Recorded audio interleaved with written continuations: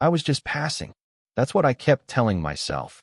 Even as my steps slowed at the threshold of the little bookstore tucked between the dry cleaners and the bakery. I hadn't planned to linger. I never lingered. But then she was there. She was perched behind the counter, leaning slightly over a stack of worn journals, hair falling loose around her face in that effortless way that made it look like she'd just brushed it back once and left it. Mid-40s, maybe, with a confidence that didn't need to announce itself. It just was. The kind of presence that made you feel, instantly, that the room had shifted around her. I don't know why I said it. The words just came out before I could stop myself. I'm, just passing. Her head lifted slowly, and her eyes caught mine. Something in the way she studied me, like she wasn't seeing a 20-something kid loitering in a bookstore, but someone she'd been expecting all along, made me stumble over the next words before I even tried to form them. And then she whispered it. Softly, almost conspiratorially. Don't walk away yet. It was barely more than air between us, but it was enough to make my pulse spike. I stopped. I wanted to leave, but suddenly the exit seemed miles away. The way she leaned forward slightly, fingers brushing the edge of a notebook, like she was holding the tiniest piece of a secret only I could know, it made me want to linger. She smiled, just a flicker at first, enough to suggest she noticed my hesitation that I didn't even realize I was showing. Then she bent to straighten a shelf, and I caught the faint scent of coffee and something faintly floral, a scent that lingered in the back of my throat, familiar but unfamiliar at the same time. I wandered down the aisle, pretending to look at titles, but I wasn't really reading. I was stealing glances at her. The way her eyes narrowed slightly when she concentrated, the way she tapped a pen against her lip when she thought. There was an ease in her movements, but also a precision, a sense that everything she did was deliberate, even the casual things. And I felt aware, awkwardly aware, like a teenager caught staring, but also not entirely unwilling. She spoke again, this time about nothing. Something about a new shipment of books, her voice even and warm, like sunlight filtering through a dusty window. I nodded, muttered a right, and caught myself staring too long. She didn't scold me or step back. She just let the silence stretch between us, thick enough that it felt like a conversation of its own. At some point, she handed me a small card, a bookmark, really, with a scribbled note. Try the section in the back. You might find what you're not looking for. Her eyes met mine again, and there was that same hint of knowing, the unspoken suggestion that she saw more than I'd let her. I left the store finally, but my feet dragged. Outside, the sun had dimmed a little, and I realized I'd been holding the bookmark, tracing the words with my thumb, not ready to put it away. And even now, hours later, I can still hear her whisper echoing in my head. Don't walk away yet. I don't know why, but I can't. I didn't plan on going back. But the following afternoon, I found myself pushing open the door again. The bell jingled, and the familiar scent of old paper and coffee hit me. She was behind the counter, sorting through invoices, sleeves rolled up, the faint crease of fatigue around her eyes. Even from a distance, I noticed the little things, like the way she massaged the bridge of her nose when no one was looking, or the tiny crease in her brow that vanished when she tried to smile. Back so soon. Her voice was careful, measured, like she was testing the water. I smiled awkwardly. I needed that book you recommended, I said, holding it slightly too close, like a shield. She nodded, but didn't reach for it immediately. Instead, she watched me, a flicker of something in her eyes I couldn't name. Guarded, maybe, or just tired. She moved behind the counter with that effortless precision I was starting to memorize. The way she shifted her weight, the faint squeak of her shoes on the floor. You know, she said finally, voice softer. You don't have to pretend you like it. There was a pause, a hesitation I hadn't expected, almost as if she was debating whether to keep speaking. Then, quieter, or pretend to like anything at all. I caught the tremor in her tone, subtle but real. And I noticed her hands, long, elegant fingers, knuckles faintly red from holding invoices or pens, nails short and practical. I wanted to reach out, touch them, but I didn't. Instead, I let myself study the lines, the small tremble as she stacked the books. We moved in quiet synchronicity after that. She found a misplaced title. I handed it to her. She frowned slightly at a stack, and I stepped in, arranging it how she liked. She didn't say thank you, not immediately, but the corner of her mouth twitched in that way that almost became a smile. Almost. Then she laughed, soft, hesitant at first, like she was surprised to hear herself. It wasn't loud, wasn't confident, but it filled the space between us. And for a moment, I realized she was letting me in just a little.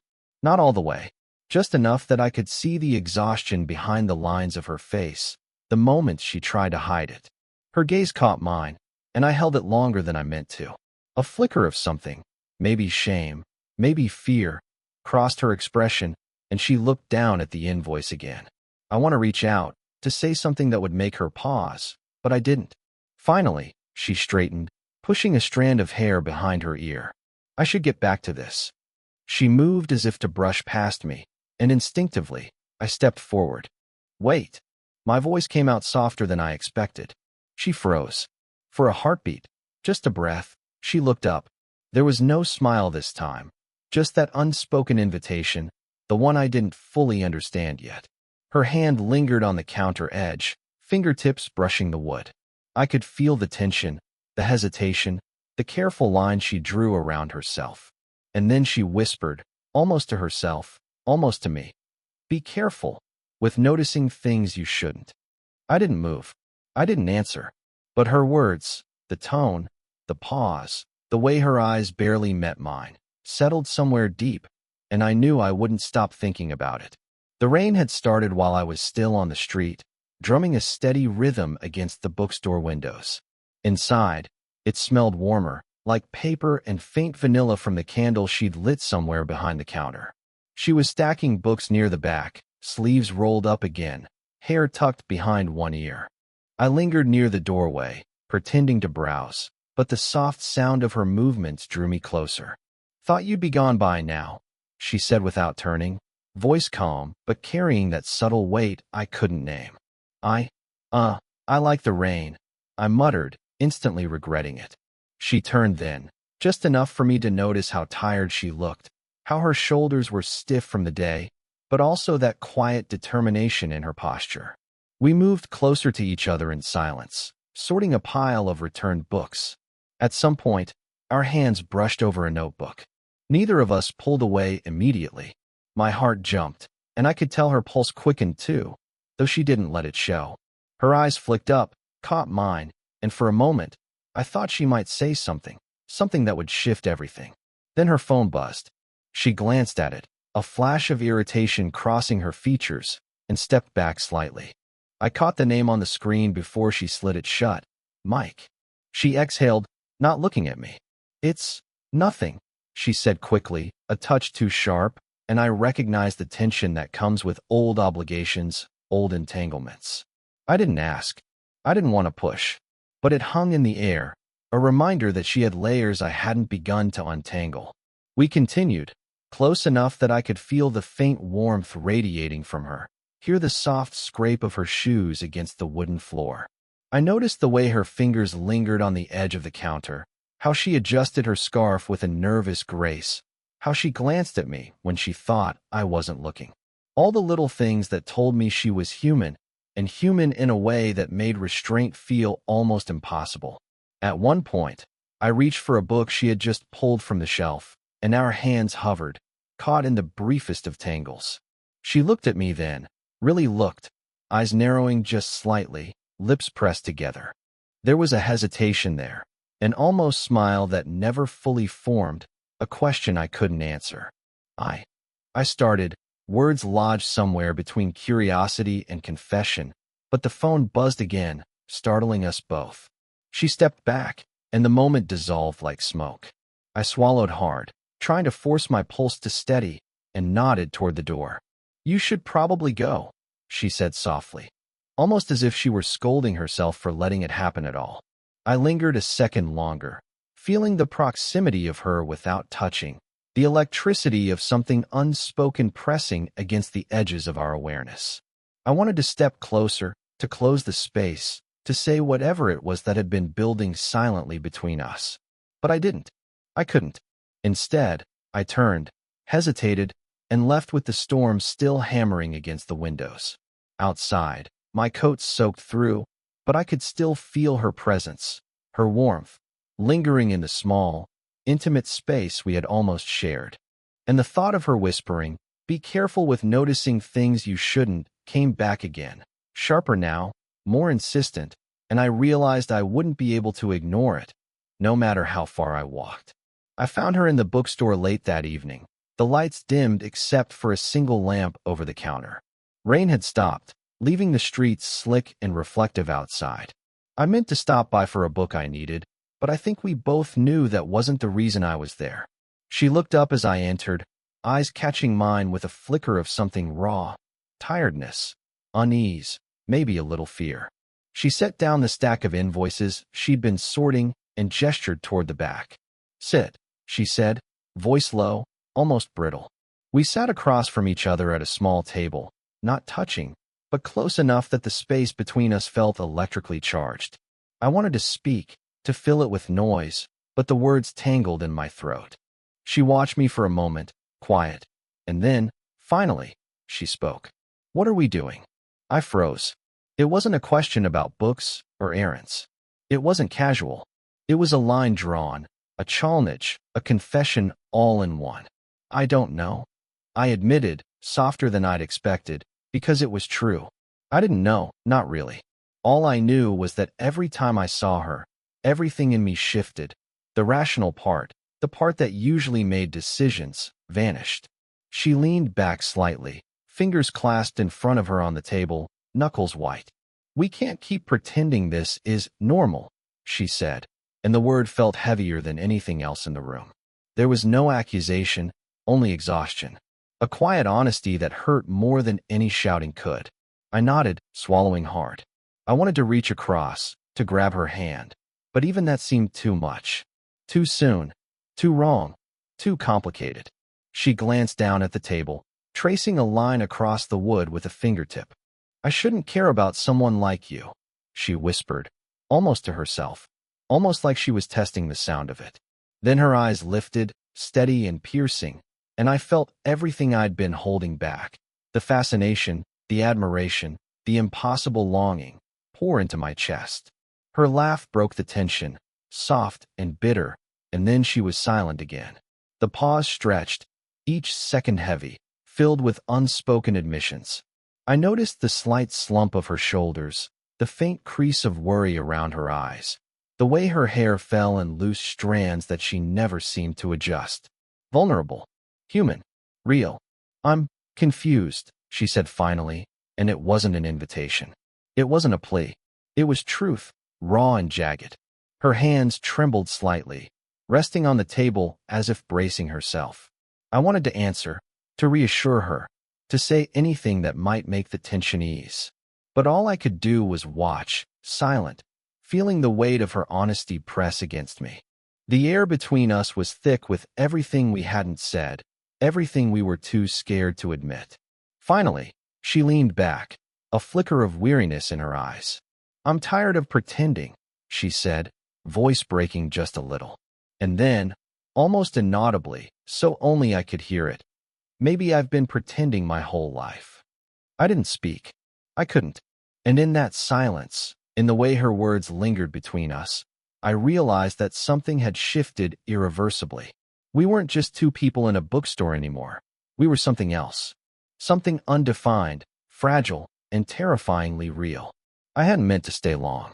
I told myself I was just dropping off the new shipment of books, checking the returns, making sure nothing had been overlooked. But when I pushed open the door, the familiar chime seemed to carry a different weight. She was there, leaning over a ledger, face half hidden in the soft lamplight. Her hair fell over one shoulder, and for a second, she looked younger, or maybe just human in a way that startled me. "Hey," I said softly. She looked up, startled, then let out a breath like she'd been holding it for hours. "You're early," she said, voice low. Not annoyed, not warm, just present. Present in a way that made my chest tighten. I set the books down and hesitated. She was still staring at me, and something in her expression flickered. Fear, maybe, or memory. Finally, she broke the silence. I never told anyone this, she said, voice barely above a whisper. About him. I waited, sensing the weight behind the words, feeling my own pulse quicken. She shifted slightly, hands clasped over the ledger. He died years ago, unexpectedly. And her voice caught. I never really got over it. I never really let myself. I didn't know what to say. I wanted to reach out, to brush a hand over hers, but my own hands felt heavy, awkward. Instead, I swallowed and let the silence stretch. You remind me of him, I said finally, quieter than I intended, almost a confession to myself more than to her. Her eyes widened slightly, searching mine, and I saw the tiniest tremor of recognition, shock, maybe sorrow. I'm not him, she whispered. I know, I said quickly, but my heart was hammering. Sometimes, when you laugh, or when you look at me like you do, I see him for a second, and I think, maybe you're still holding on to him, even a little. Her lips parted, and then she exhaled slowly. For a long moment, she said nothing. The only sound was the faint rustle of the ledger pages under her hands, and the distant hum of the street outside. Then she laughed, softly, almost bitterly, almost apologetic. That isn't fair. I'm not trying to be, I said, careful, quiet. I just noticed. She looked down again, pressing a hand to her mouth, and I caught a glimpse of tears glistening in her eyes. Not falling yet, but present, raw. Vulnerable in a way I hadn't expected. I've been afraid, she admitted finally, voice breaking. Afraid to feel anything, afraid to get attached, afraid to even notice someone else, because I don't want to hurt, or be hurt. I nodded slowly, realizing the truth in her words. Her walls weren't just for show. They weren't meant to repel me. They were meant to keep the memory of him from breaking her again. And somehow, without intending to, I'd slipped past them, or at least nudged the edges. I reached for the ledger, pretending to straighten it, but my fingers brushed hers, just for a second. Her gaze lifted, meeting mine, unguarded now, and I felt it. A quiet seismic shift, subtle but undeniable. Something fragile had been cracked open, and for the first time, I saw her as both she had been and could be. And then, almost impossibly soft, she said, maybe. You're not supposed to leave, either. I couldn't speak. I just nodded, feeling the ground tilt beneath me, the world refracted in a single whisper. I found her in the bookstore again, the late afternoon sun soft against the shelves, golden but fading. The rain from earlier had left a faint scent of wet pavement that mixed with the old paper, and somehow it felt like the perfect weight for the day. Quiet, heavy, familiar. She was behind the counter, sleeves rolled up again, fingers tracing the edges of a book as if memorizing its shape. She looked up when I entered, eyes meeting mine, and there was no hesitation this time. Not in her glance, not in the small tilt of her head that invited me in. Hey, I said, voice low. Hey, she answered, soft. Just soft. No layers of caution, no shadows of the past pressing against the moment. I moved to the other side of the counter, pretending to browse, but I didn't. Not really. I was too aware of her, of how the corners of her mouth lifted when she realized I wasn't leaving, how her eyes followed me when I lingered near a shelf. And she noticed, just as I noticed the faint tremor in her fingers, the tired line along her jaw that had softened since I'd started showing up. For a long moment, neither of us spoke. There was no need. The quiet between us carried more meaning than any words could. The ledger she'd been working on remained untouched. The books we'd shuffled over before were still stacked, waiting. And somehow, in that shared stillness, everything we hadn't said, the longing, the fear, the regret, the secret excitement, settled into a gentle rhythm. She leaned slightly toward me, just enough that our knees brushed under the counter. I felt the tiniest jolt, subtle, but enough to make me pause. Her hand lifted, hovering near mine, not moving decisively, not retreating either. And finally, slowly, we let our fingers meet, brushing, holding, the contact brief but full of quiet intent. I swallowed and let myself stay there, noticing the way her gaze softened, the faint exhale she hadn't realized she was holding, the slight relaxation in her shoulders. It wasn't a declaration. It wasn't a confession of love, or a promise, or even a plan. It was acknowledgement of presence, of shared space, of understanding that neither of us wanted to step away. "I'm glad you came back," she murmured, voice almost drowned by the faint rustle of pages behind us. "Me too," I said quietly, simply. And we just sat there, hand in hand, fingers lightly intertwined. No need to speak. No need to move. The bookstore, the lingering scent of rain, the fading light, they all wrapped around us like something fragile we weren't ready to disturb. For the first time, the tension that had been threading through every visit, every glance, every whispered word, seemed to settle. We weren't rushing. We weren't pretending. We weren't even naming what we felt. We were just here, together, quietly, impossibly, naturally. Eventually, the sun dipped fully behind the buildings, casting long shadows across the floor. She leaned back slightly, brushing a hand along mine, testing, learning. I didn't let go. And in that stillness, that tiny, shared space, the truth became simple. We didn't need to speak it aloud. We just were. And that was enough. Looking back now, I still can't quite believe how small, quiet moments reshaped everything. It wasn't a sudden revelation, not a grand declaration or a perfect scene lifted from a movie. It was the little things, the way her laugh caught me off guard, the brush of her fingers across mine, the silence we shared that spoke louder than any words.